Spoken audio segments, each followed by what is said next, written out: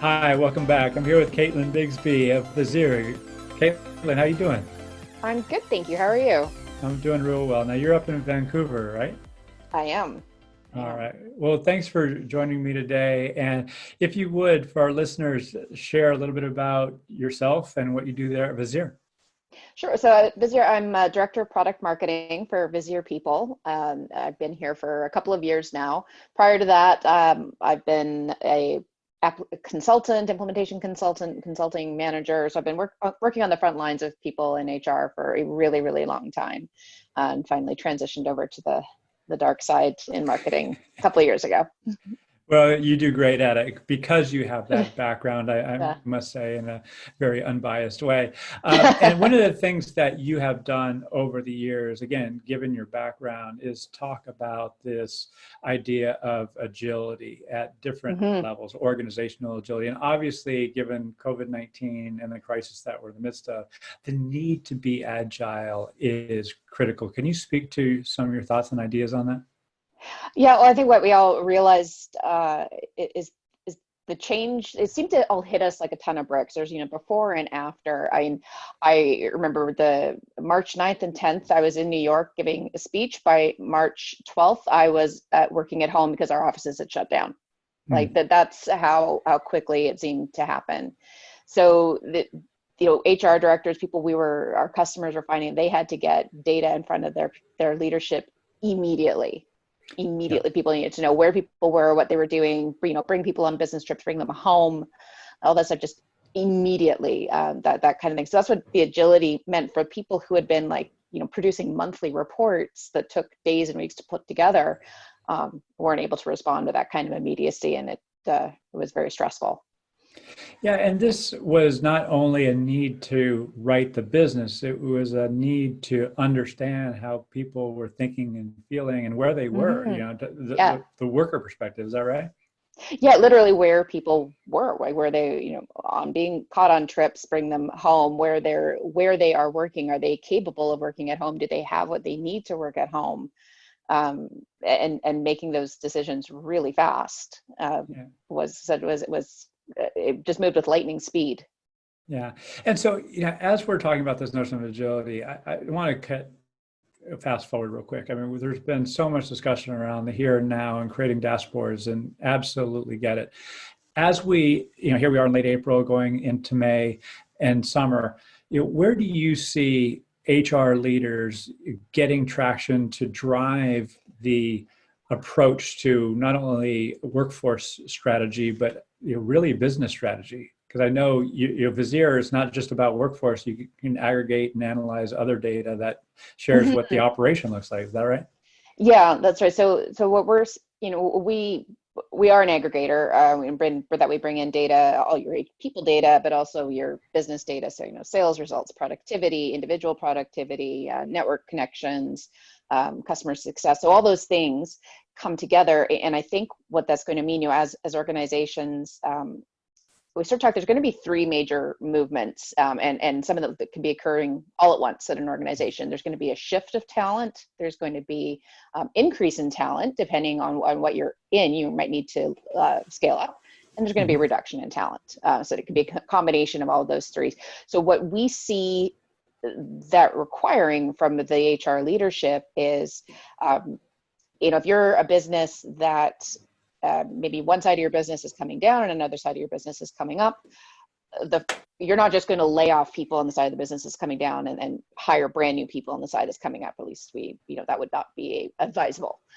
What the HR leadership should be doing is looking at the one side of the business that's scaling down to see who can be moved to the side that's scaling up. So that's where the shift is kind of coming into play. So there's going to be an incredible need for this assessment of what people can do, what their capabilities are. You're going to be looking for people, even if maybe they don't have any of the skill background that you need. They've got good performance reviews. They get along. They're really well connected with other people. They show that sort of degree of resiliency that you want to be able to bring over to another side. So there's going to be a real sort of broad scale assessment of the team, so that the leadership can make those kind of decisions about who goes where, in, out, or over. With what you're saying, is predicated, correct me if I'm wrong, on data. Yeah. And so many organizations don't have the data, so they have to create it because, gosh, if this is gonna be important, then, how do I get it? So that's a question. If I have it, there's an underlying assumption historically that, okay, I have it, I must be able to access it and use it, particularly relative to other data, but that's not a turnkey concept. You need something to make that happen. Is that what you're seeing? And that's core to your value proposition, yeah? Oh yeah, that's it. I mean, Visier customers were able to do this kind of work immediately. They were, I mean, we have one organization in food services. So on the one hand, they've faced this exact scenario. On the one hand, their service supplying schools closed completely. On the other hand, food delivery and maintenance has gone up. So that ability to move people around, look at what was happening in different regions and adapt accordingly was necessary, but they were able to do it because they had all the data in place. What we don't want to do is make you think like, oh, well, I'm out of luck, because that's not true. That's there's always time. And actually for some of us, we have a lot of time right now. So if you're looking to keep some of your people busy and they're not hiring or onboarding people, get them cleaning up your data or starting to think about it. But you can do an awful lot with very little. We hear from people all the time is that, well, I don't have a lot of data. I don't track a lot of data. But, if you have, we call it the tombstone data, your start date, your end date, your first name, your last name, your birth date, your gender, maybe, your location. That's a ton of data right there that you can work with. You can, at the very least, as the economy starts to open up again, regionally or small changes, you can at least look at who's where and who can respond, and what their risk factors might be. I mean, that's actually a lot of insight at your fingertips. Right. And the need, again, I spoke with your colleague there, Ian Cook, recently, and he and I were going back and forth around this idea that so many people have been sold on the concept that if you have a transactional system and you have the data, then it's just a matter of going in there and accessing it. But that's looking at a discrete view as opposed to what you're talking about, where you have a more broad aggregated view where you can actually then start telling stories. If that is, I imagine you align with that. So let's say your clients have adopted Visier and they are using it in the way that you are talking about. What is the downstream change that is happening? Because it's kind of like the last mile, right? We create these insights, but if they're not actually driving meaningful change in a process, then it's arguably all for naught, or at least it's of marginal return. So of those companies that you work with that are facilitating change well and responding to this crisis well, what are some of the tidbits that you're seeing, commonalities?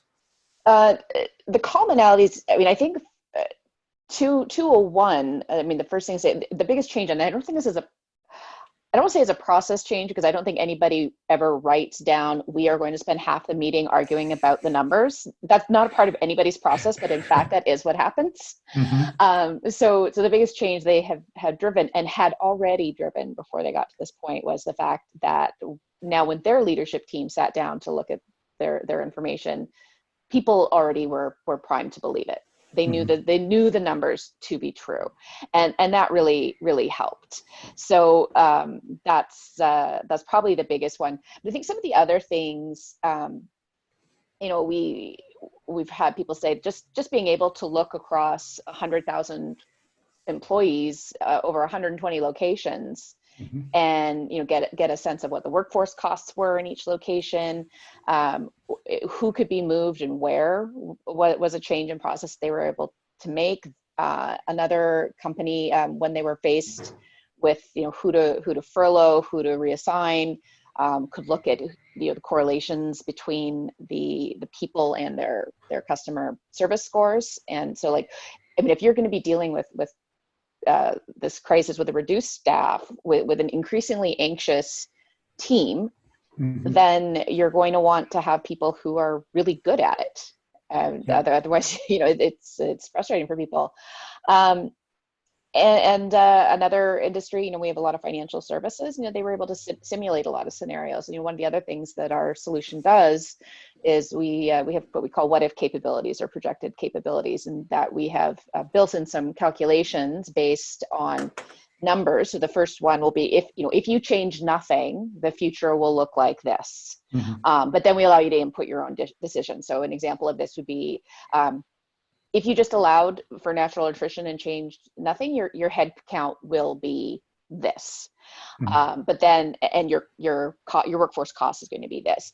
But if you were to furlough a group of people, your cost is going to be adjusted like this. But by the way, we're also tracking productivity, and we project productivity to be this, that's unchanged, and now you've affected it this way. So sort of allowing people to make the right kind of decisions. So given, just to summarize what I'm hearing is that those companies, those organizations that you're working with that are able to affect change, probably prior to this crisis, have built a level of trust. So now they're going into the meetings, they're not arguing about the quality of the data. They're saying, okay, this is what we have. And in turn, you're enabling scenarios. So these what if analyses, so they can then, leaders that is, or governing bodies can have some options on how best to move forward. It might be supported by a recommendation or two from a people analytics leader and a CHRO or whomever, but there can be this different level of what if analysis. Is that as a percentage basis? And again, I don't say this from a critical place, I say this from a compassionate place, because even with the companies that I work with, there's still a lot of runway in terms of the impact and effectiveness that we can have.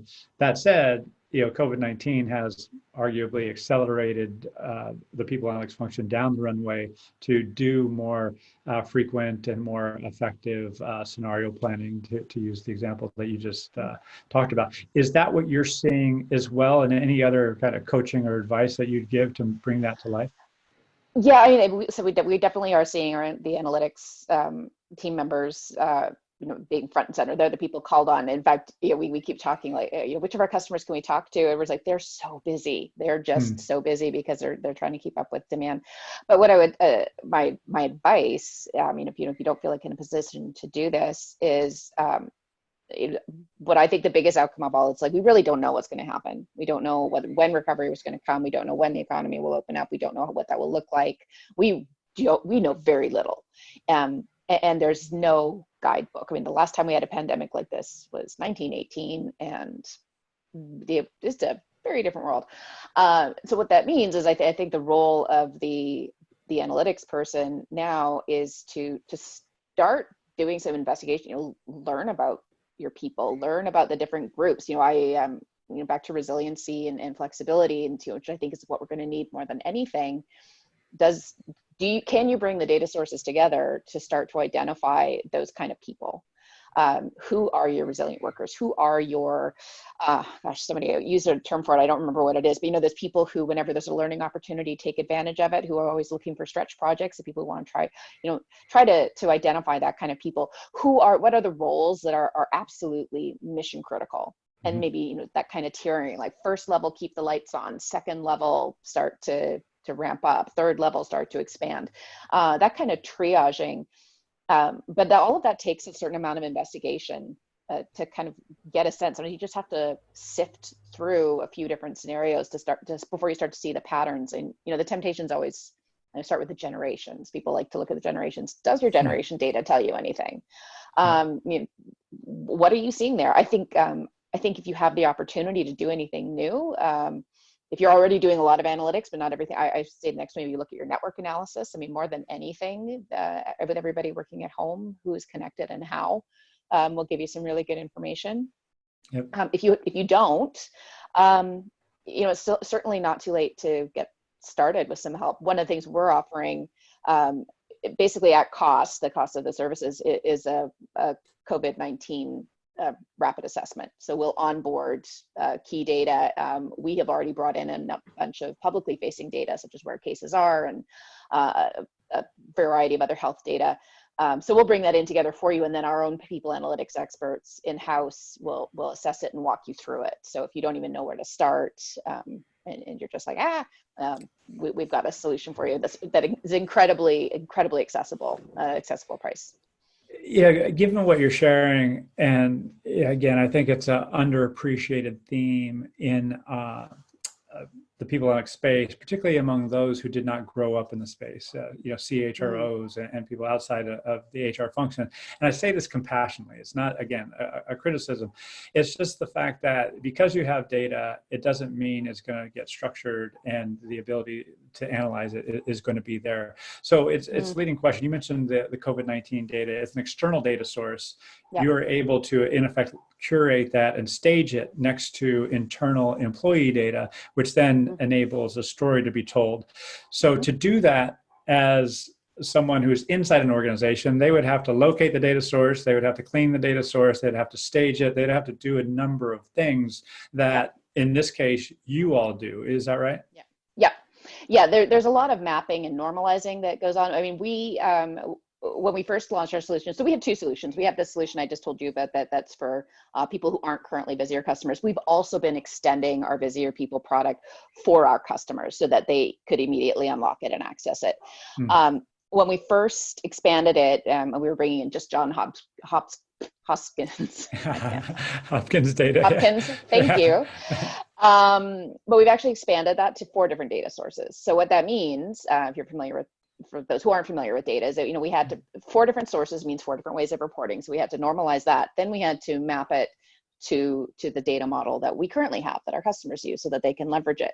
We're bringing in county level data. Now, most people don't track county for their employees. It's not usually something that you'll find on the address. So we created a tool that allow us to infer county by employee. Now, why we were able to do that, and one of the themes, actually the theme of my my talks, is we call it agility at scale. And we were able to. This is a perfect example of it. We built a pre-modeled data source. So at the core of it, we have a blueprint. We have essentially placeholders for everything. So I usually liken it to one of those giant storage units where there's a storage unit for everything, first name, last name, address, job. And then our employees or our customers, move in their data. But it does mean that we can add on more storage units. We can bifurcate storage units. We can have somebody going through and, create tunnels between the units, everything. We maintain it. We have the connection. So it does allow us to extend it quite naturally and quite easily. We've done it in the past for when there were minimum wage changes, when they were introducing the CEO pay ratio. With very, very small examples. This is the most ambitious extension we've ever done in a short period of time. We've already done 2 releases. Wow. But that's what allows us to do it. You just touched on this notion of agility at scale. We talked about it at the outset, and if we can just go, a bit deeper, because as we go into the future, you talked about, different scenarios, increasing here and decreasing the workforce here, and so that dynamic was already at play. Correct me if I'm wrong in your experience, prior to this event, and now it's becoming even more acute as we go into whatever the new normal is going to be. I'm thinking that it's not going to go away, that these trade-offs are always going to be a part, and they've historically arguably have been a part. They just have not been able to be seen because the data wasn't there, the technologies to enable these different scenarios weren't there. However, they are here now, and there's almost an argument to be made that if you don't have a tool like this, how are you designing the workforce of the future? And there's almost a level of irresponsibility by not having something like that. So that's quite an assertion. But, again, going back to this agility at scale, do you see this part of a new normal, this managing the amoeba, as I've talked about it in the past? 100%. I think that people who don't lean into the unknown, who can't comfortably say, you know what, I don't know what's going to come next, but I'll do my best to, figure something out. They're going to flail because you've got that on the one hand. On the other hand, you have people like, well, my gut says, like, how on earth does your gut know? your gut didn't know, it didn't know honestly last year either, but it knows even less now because Right. we, in my experience, in your experience, what are you 120 years old and this is your second experience with it? No.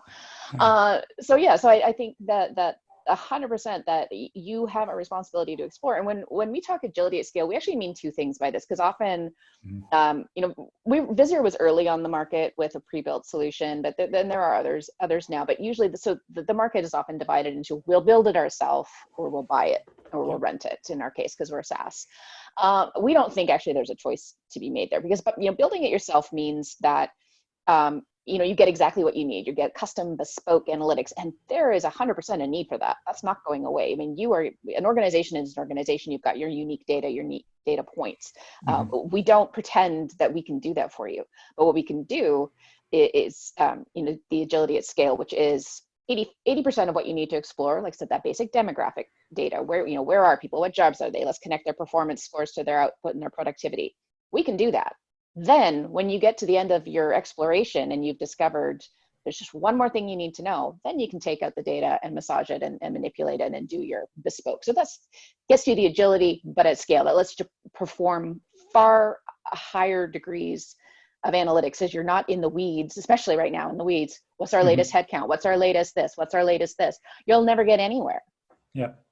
And so, I mean, there's like 10 different directions I want to take that, but I want to go back to something that we had talked about prior to our start, is employee experience. So as these decisions are made, there can be anxiety. Oh gosh, is my job going to change? How quickly is it going to change? All this stuff. So there, balancing kind of confidence and business continuity with, having this agility at scale that you're talking about. And coming back to this design thinking, employee experience notion that has really gained a lot of airplay, and rightly so, over the last 4 to 5 years. It was around for a while, but it certainly the past 4 to 5 years got a lot of attention. It's been over there, and people analytics has been over there. Yet employee experience generates data. It affects how people think and feel about their jobs. So what's your viewpoint regarding employee experience, design thinking, and what we do in analytics? So so before everything happened, I was actually preparing some material. We were going to spend a lot of time in my role talking about employee experience. We probably still will. And I was doing more research on design thinking. And my background actually is, or my degree rather, is in psychology. And one of my favorite parts of psychology was always how do you design the experiment to figure things out. So as I was reading about design thinking, so much of what you read about design thinking is really like, let's do an experiment, but to do an experiment, we have to do research. We got to figure out where we're going to go. You don't just, you don't pull it out of thin air. But it just really struck me that design thinking is, in my opinion, you really can't do effective design thinking change and approach employee experience without analytics. Because the very first step is segment your population. Without insight into your population, what do those segments look like? Again, the temptation is always, let's do it by generation. Well, how meaningful is that? A lot of people are going to tell you you're going to not all that meaningful. So you actually have to take a look at what you currently have and start to see patterns. Maybe you'll see patterns, men and women of a certain, the most likely to have young children at home. Maybe that's the segment of your population that needs attention. You may not have occurred to you. So I think they absolutely go hand in hand, because you can't even know where to start until you have a lay of the land. And then once you try something based on what you've learned, then the data is what lets you see if you're actually on the right path or if you need to adjust. And there's just as much value to learning that you're failing or not making an impact as there is to realizing you're being successful. Yeah, absolutely love it. And I think about Thomas Rasmussen, who is at NAB in Australia, former people analytics leader at Shell. And he successfully lobbied for and got employee experience together with people analytics under his leadership. And so my pointed question is, do you see that emerging, whether it be what you're seeing or what you hope will evolve? Do you see that emerging as a leading practice? Yeah, in my best case scenario, my perfect world scenario it would be in analytics, doing, like I said, the first thing. What trends do we see in our employee groups? What does that look like? We had one customer who was certain that there wasn't going to be the same uptake on their recognition software amongst the manufacturing staff. They just had assumed that manufacturing staff were different. In fact, they weren't. So I see it living there just to create the segments. I see them living there. The next step, of course, is to create a task force, because to actually come up with the solutions of things to try, you're going to need a cross section. But I see them, the analytics team, bringing forward these are the patterns we're currently seeing. These are the segments. These are some of the challenges. These are things we need to address. What does this team think we should focus on, and how? And I see them monitoring the results and feeding that information right back to the task force. So yeah, 100% I see them leading it. It's honestly, it's really the only way to do it, I think, successfully. Now, if I'm listening and I'm CHRO or head of talent or head of talent acquisition or performance or learning or culture, I might be thinking, well, my solution does X, but it doesn't do Y and Z and M and OP. It doesn't do the whole employee experience. It doesn't capture that. Obviously an employee experience or worker experience is cross-functional. It's over time, and historically, in my view, the process-centric suppliers, technologies, have led the narrative on, hey, fit into this box. And there's some agility, there's some options within that box, but they're SaaS, more often than not, and there's a value proposition, to sell at scale, right? So my pointed question to you is, there's always going to be a balance between what a technology can do and the data it's going to generate, and what I, as a leader, want to create through this experience.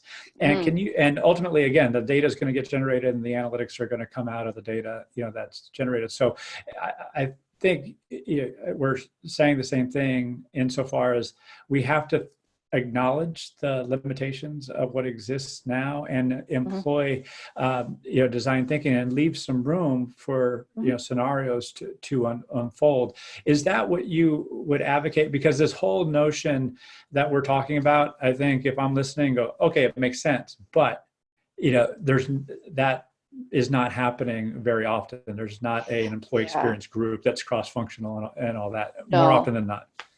No, I think what we saw happen was some very clever marketers decided to argue for the fact that being able to request my time off through a snazzy new UI was going to make my employee experience so much better. And so somehow, like you said, these transaction-based systems kind of seized on the employee experience is technical, and the employee experience is not technical.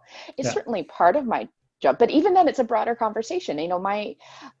For me as a personal employee, the tools I need to do my job with give me some satisfaction, or conversely can make me absolutely enraged if I'm working something that's frustrating, and that does impact my employee experience for sure. But my employee experience is, do I trust my colleagues? Do I feel connected to my colleagues? Do I feel that my work is meaningful and productive?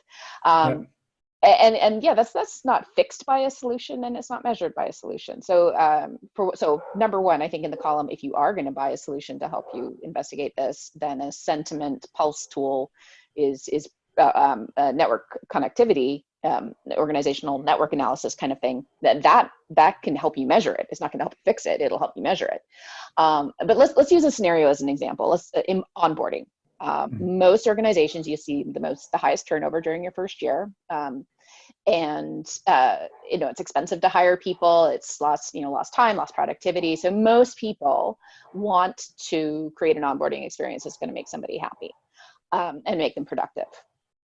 You're not going to fix that with an onboarding tool. There is no one tool that will make this work. You're not going to measure it that way, and you shouldn't think about it that way. And if a person's on an employee or experience as they onboard is, what was my first day like? Was my manager responsive? Did they make me feel welcome? Was I introduced to my colleagues and connected to my colleagues? Did I get my equipment from IT in a timely fashion? Did I get the training I needed to feel productive right away? Was my job explained to me properly? There are a number of different elements that go into that onboarding experience. And technology is what can help you deliver the training. It can help you make sure that people are set up, and then their HR system can make sure that they anticipate the new hire. But it's a much bigger picture than that. And at the end of it, you're going to be able to the first thing you can measure at the end of it, if you can measure nothing else, is before and after my new onboarding process. Did our retention rate in the first year go up or go down? Right. If you have nothing else to measure, I mean, that's your goal, isn't it? Is to reduce turnover in the first year. So did you achieve your goal? Then you can peel back the layers and look a little bit further.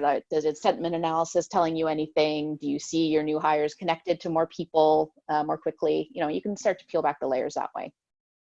Yeah, as you're peeling back the layers, like you're saying, that is a level of deeper insight. Thus, the actions can be more pointed and detailed. In other words, I think arguably we've been spreading the peanut butter and hoping a lot within talent strategies. But moving forward, we can be really pointed to specific diversity groups, to specific life stage groups, to certain cohorts that come in the organization. So with that in mind, where do you see, as we start to wrap up here, where do you see this discipline going? We talked about employee experience.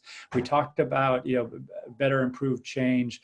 Where do you see us going in 6 to 12 months given COVID-19? I see us. Okay, not to be self-serving, first of all, but I see us hitting pause on a lot of big transactional implementations, if it's all possible. And I see us taking a step back and researching, and hopefully I see us moving forward with that stuff of this is where the self-serving part comes in, of analytics and doing some lay of the land assessment. Don't just keep throwing money at things, hoping something will work. Take a step back, take a really good look at what's going on and what's working, and then slowly roll things out. Don't throw millions of dollars at a giant project in the hopes, that people can see their pay stubs more easily. That's what I see. That's what I hope to see. I know usually coming out of crises like this, IT gets usually a big injection of cash, and I hope that they're thoughtful with it. I hope that they realize that there's no one system that's going to fix things. You want the right solutions, and sometimes it'll be technical, and sometimes it won't. Yeah. Well, again, we're not only drinking the Kool-Aid, we're making the Kool-Aid. So, full disclosure, but we do so because we see the value, and we want more people to see the value and in turn realize it. So now I applaud what you and the Visier team not only have done during this crisis, but have done for years now in driving the thinking and obviously providing a solution to the market. So congratulations to you and your team, and keep up the awesome work. Great. Thanks, Al. All right. Thanks, Caitlin. See you soon. Yeah. Okay. Yeah. Sounds good. Take care.